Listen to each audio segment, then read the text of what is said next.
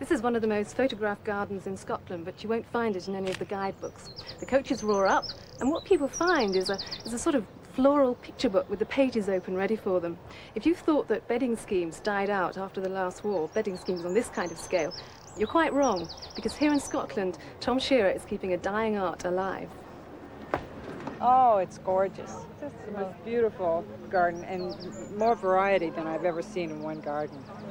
Do you have gardens like this in America? No. That was pretty. I've never No. seen one like The that. flowers seem to be more vivid in color.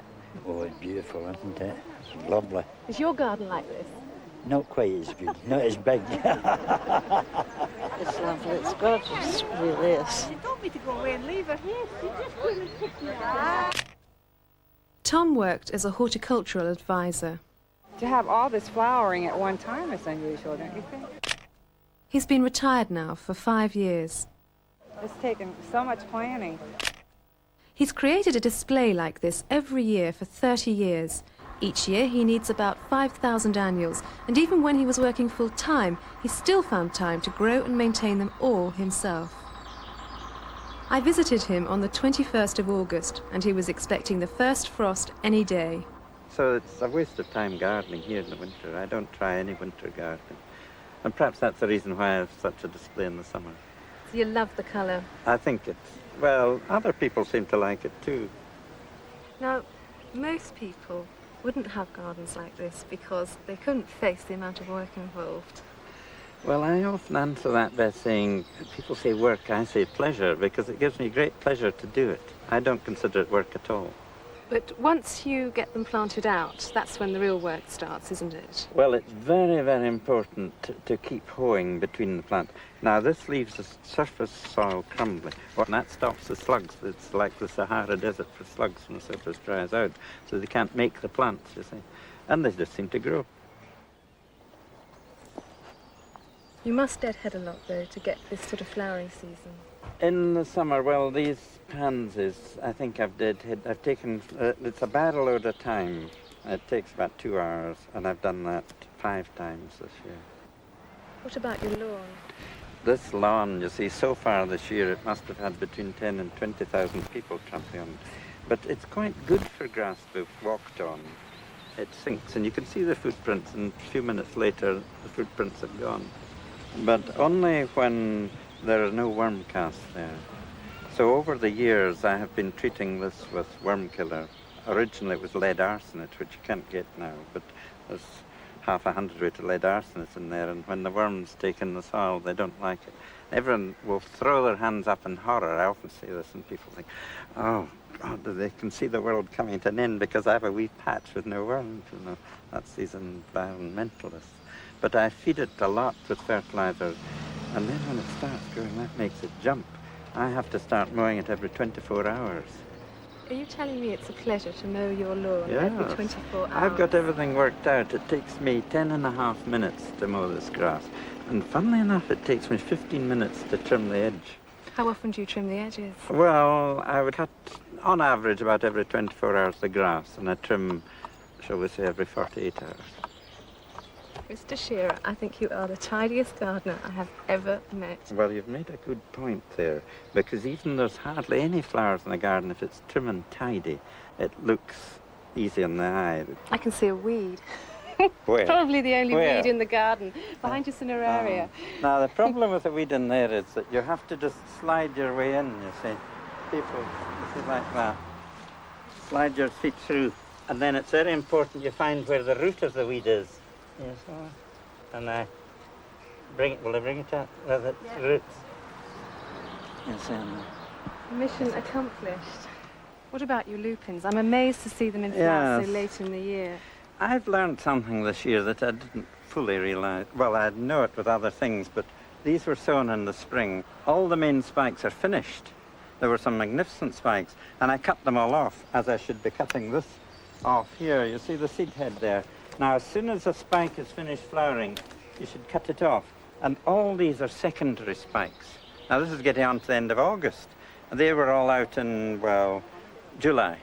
But lupins are perennials, and you've grown them as annuals, in fact. I think I'll probably root all these out and start again. because I want a clear bed to get on, you see. You're a brute. Mm-hmm.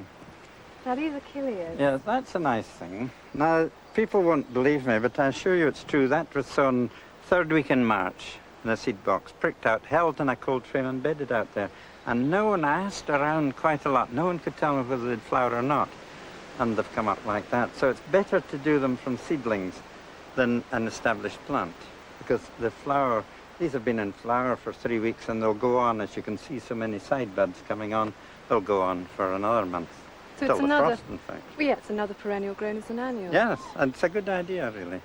This is the pièce de résistance, this part, isn't it? Well, it's turned out quite nice this year. You always have to have some white in a garden, but you shouldn't have too much. But this thing here, an awful lot of people ask me about it. It's called Matricaria white stars. Everyone thinks it's a miniature chrysanthus, but it's a sort of feverfew with a quite objectionable smell. You can have a wee sniff if you like. I like pleasant smells, but so it's sort of, it's supposed to be good for you. But anyway, I have a different background every year, and of course I've got the clock. You saw some buses earlier, and the funny thing is that from the bus it looks as it's plants, and of course I don't see anything, but of course it's just coloured gravel. You're cheating. A wee bit. You are not a green gardener, are you? No, You use weed killers. I use every get rid of your insect. worms. Yes. I think people I get them in the garden, of course, they're in horror when I tell them that pests are not permitted, nor are diseases, nor are weeds in this garden. They're just not permitted, and that's that. You're gardening against nature. No, well, you might say that, but look at the results. Do all these people who are organic and all the rest of it get a garden like this? This is what I do with fertilizers and chemicals.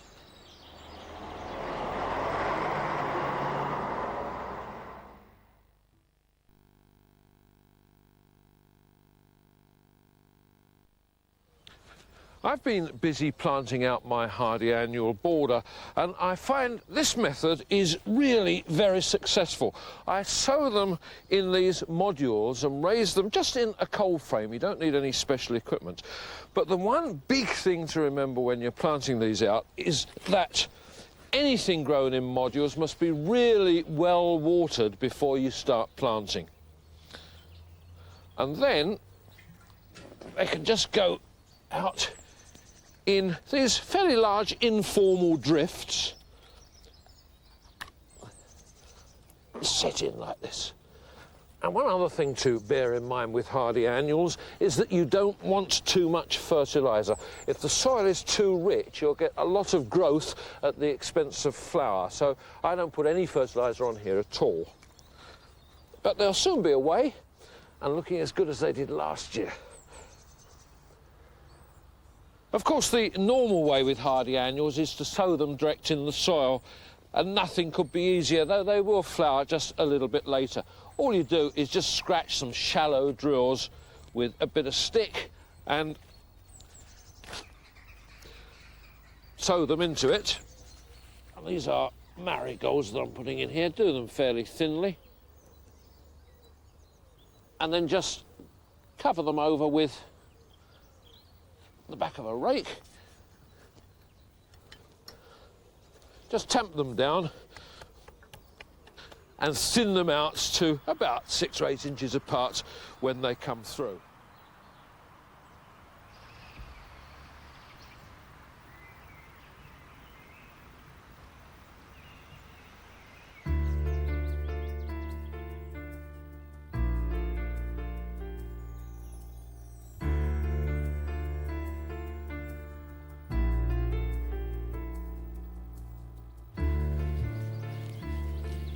John was surrounded with all this vivid colour from this summer bedding plants, many of which are F1 hybrids.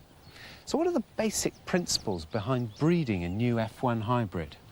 An F1 hybrid is a cross between two distinct parent lines.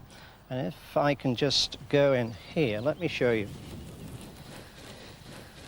And just to give an example, this isn't a parent line, but it's an example of what we could use, of a tall, straddly plant and a very short, compact plant, and the plant breeder will cross the two and the resultant cross will end with a plant like this one over here. F1 hybrid will always give more vigour. It will encourage the plant breeder to get different types, different colours into the species, and the life of the plant is always better. Generally, an F1 hybrid will always give the home gardener better performance. But I couldn't collect a seed off these in the autumn and expect to get an F1 hybrid next year. No, you couldn't, because the seed would revert back to one or other of the parents, and usually it would be the most dominant parent, which in most cases will be the most ugly. So why are F1 seeds so expensive? When the plant geneticist has put the cross together, the crosses go out to places like Kenya and Guatemala, where we can produce seed right the way through the year at different elevations, and the seed is all hand pollinated. So the reason it's expensive is because of the hand labour involved.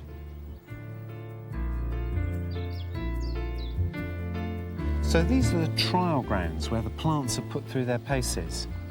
Yes, they are. Here we have about 2,000 different lines of bedding plants.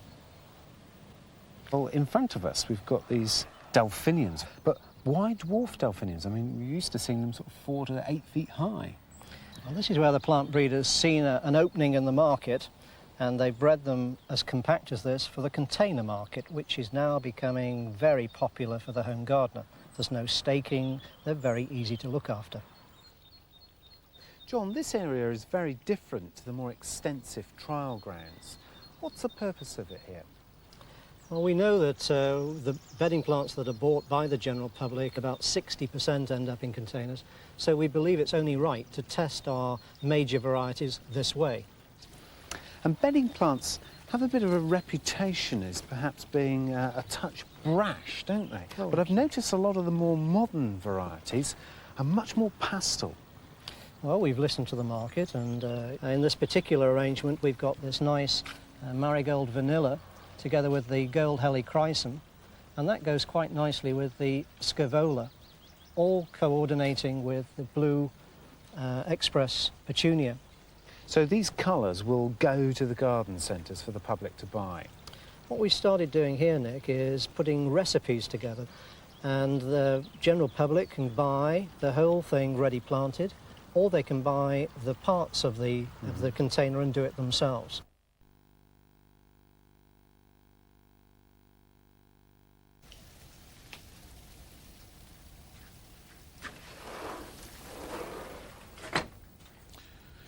Now, these are called primed seeds, and they're available to gardeners now through the seedsman's catalogues. What's happened is that the seedsmen have started them into germination and then stopped them, and when you buy them, they're absolutely raring to go. Now, they cost you about 10% more, but for some things, I think they're quite well worth it. We've been trying them, for example, with geraniums. Now, these are primed seeds, and you can see 5 good seedlings there from 5 seeds.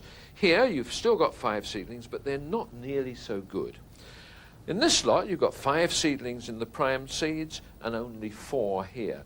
Now that means that if you're only getting 80% germination, the geranium seeds are quite expensive because they're not cheap in the first place.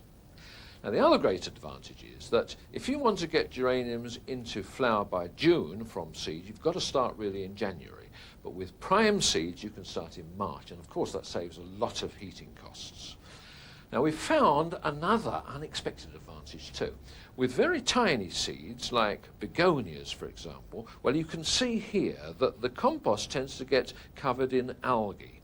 And because they're slow growing and very small, they really struggle through that algae. Well, this is the prime seed trial. They were both sown at the same time about 10 days ago, and you can see with this one that they haven't come through at all yet, and yet already there's algae growing on there. Whereas this one, sown at the same time, you've got really good, strong plants, and they will easily be able to cope with that algae and grow into good plants. Well worth the extra 10%.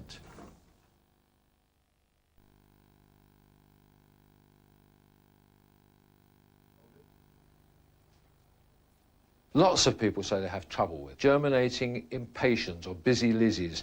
Now there's a new one out now, the New Guinea impatiens, which you can now raise from seed very cheaply, but they are quite difficult to germinate. The problem is, first of all, that they need to be in contact with the compost all the time to keep them moist. And they also need light to germinate, and that's a problem. So what I do is, instead of sowing them on the top of the compost, I make little furrows like this and sow them in that. Now, you don't get very many seeds for your money, I can tell you. So tear open the packet and be very careful how you sow them into those little furrows, nice and thinly, like that. Now, they need light for germinating, so instead of covering those up with compost, cover them with a little horticultural vermiculite. It doesn't really matter much how much you put on, because they'll soon grow through that, and of course that will allow the light to go through as well. Water the compost before you sow. Afterwards, put on a piece of glass like this. If you put those onto the heated bench or into a propagator to give them a temperature of something like 60 to 68 degrees Fahrenheit, they'll soon start coming through, and they'll produce some nice sturdy little seedlings like these. It's a method that's almost guaranteed to work. So suddenly they're only 15p a piece, which is much cheaper, and they'll grow very shortly into beautiful plants like this. There's a whole range of superb flower colours as well, and that will give you some good pot plants.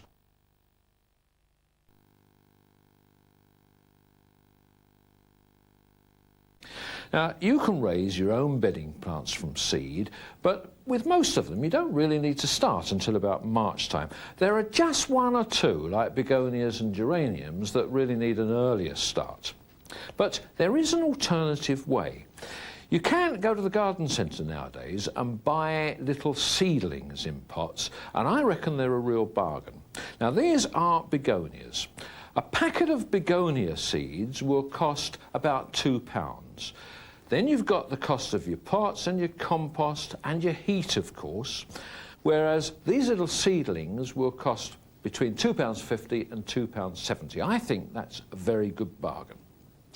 It's even more important, I think, with geraniums. Now, the normal run of geraniums will cost something like £2 for a packet of 25 seeds.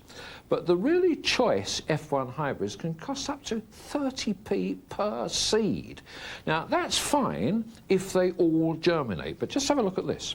I put these 3 pots under exactly the same conditions. This one has given, I suppose, 100% germination, absolutely perfect. This one must be about 80 or perhaps 90% germination, but then just look at this. Just one plant has germinated there, and that plant is going to cost me £3. So I reckon buying the seedlings from the garden centre is a very good bet.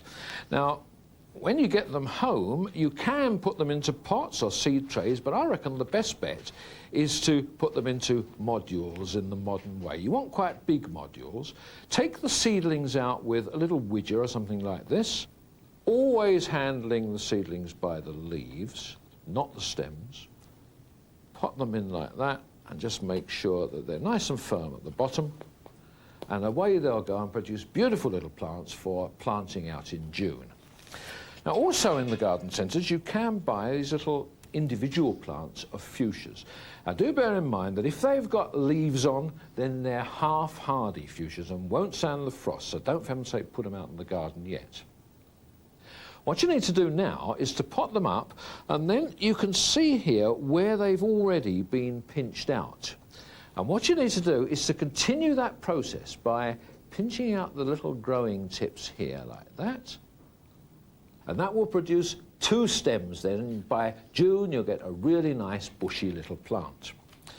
Now, if you've been overwintering fuchsias, perhaps in your greenhouse or in the garage, they'll be looking pretty sorry for themselves right now.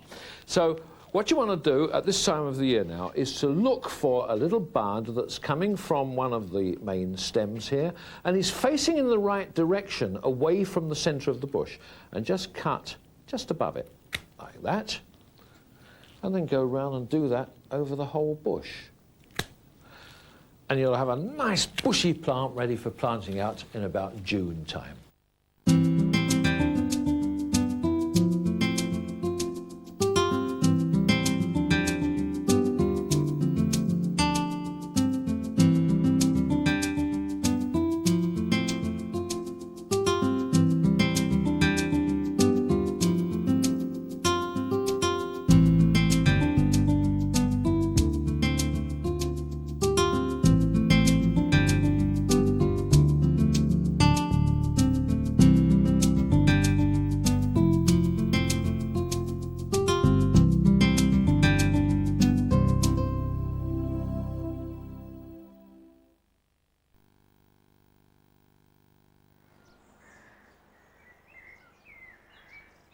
Of course, gardens are all about plants, and I feel that even the necessary hard areas like the patio and indeed the walls of the house need to be improved and softened with plants.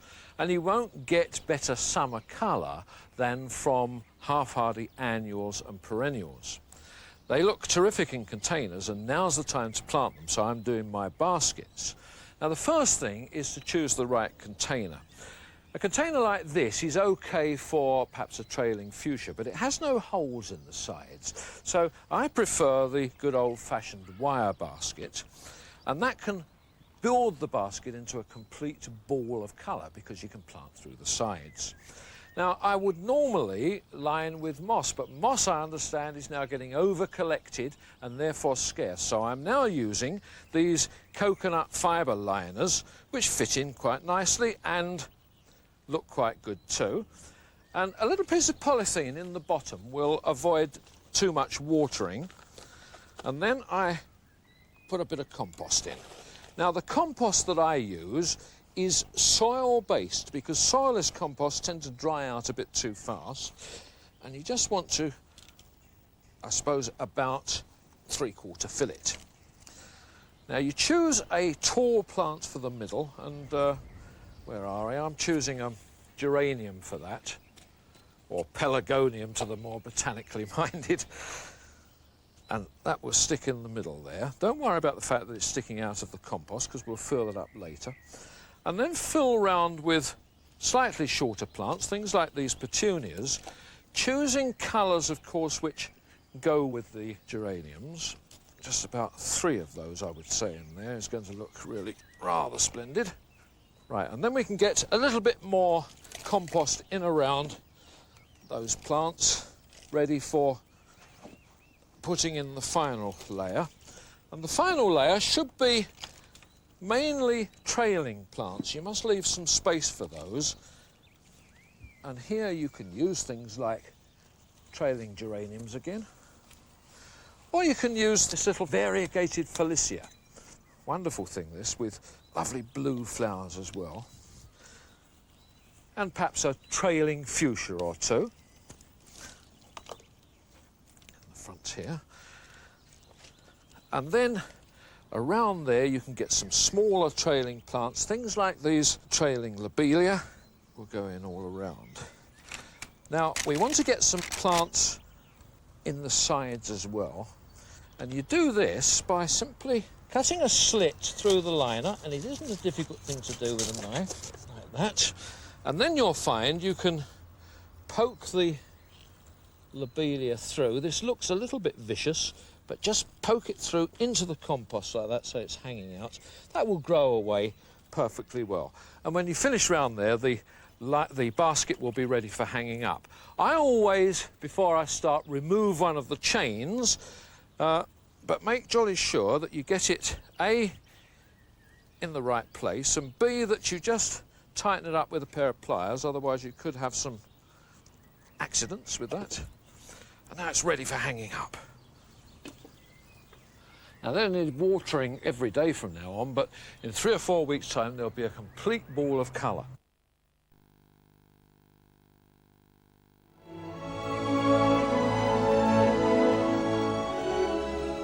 Heather, it looks absolutely marvellous. How big is it? It's about 15 by 20, and it's a triangle in shape. 15 by 20, that's quite a big area.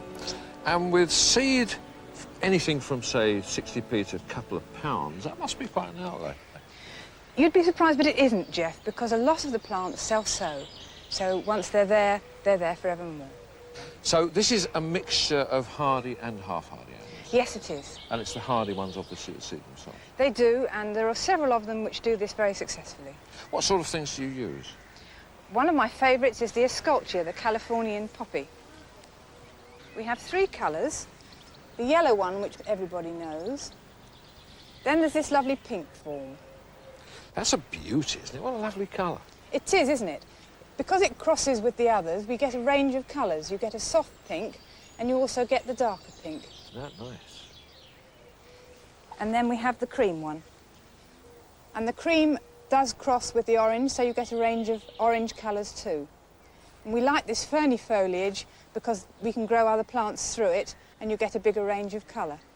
Yes, it's very nice, that, isn't it? And I like the way they spill over from the border actually into the gravel path too. That's echium, isn't it? That's right. It's a fabulous plant. I love the 2 colours of the flowers, the pink and the blue. Next to it, the alyssum. That's self-sown.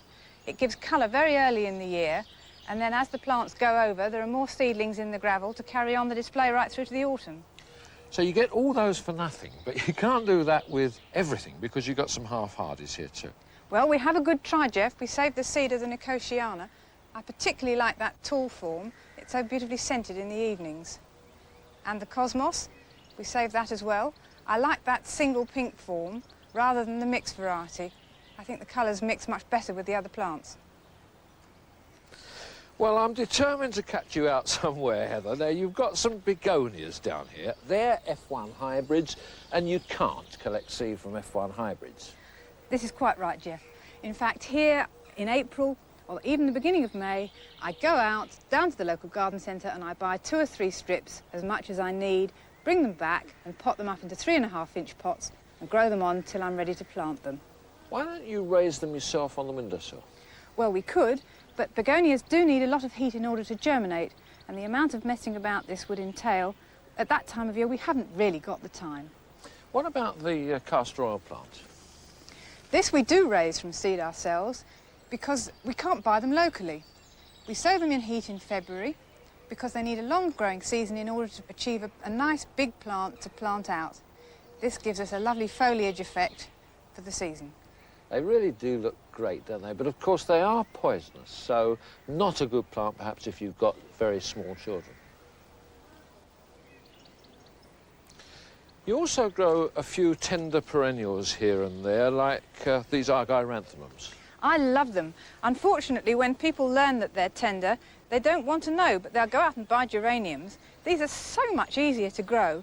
All you need to do in the autumn is to lift the plants, and keep them frost-free for the winter, and take fresh cuttings in the spring. Once you've got them, you never need to go out and buy another one. That's perfectly true. This helichrysum, that's a tender perennial too, isn't it? Yes, that's a lovely one called Dargan Hill Monarch. You can treat that exactly the same. And it has the bonus of these beautiful, everlasting flowers. I've got a pot indoors that I cut in the autumn when we lifted the plants, and they still look as fresh as the day I cut them. Well, the whole border, Heather, looks wonderful right the way through the summer, but what about the rest of the year? In the autumn, when we lift the perennials, we plant wallflowers and tulips. They stay through the winter, and then in the spring, we lift them out, and we start all over again. But when we lift them out, we do make sure that we look for the seedlings that have been overwintered so that we don't lose those. So the whole thing really is self-perpetuating, isn't it?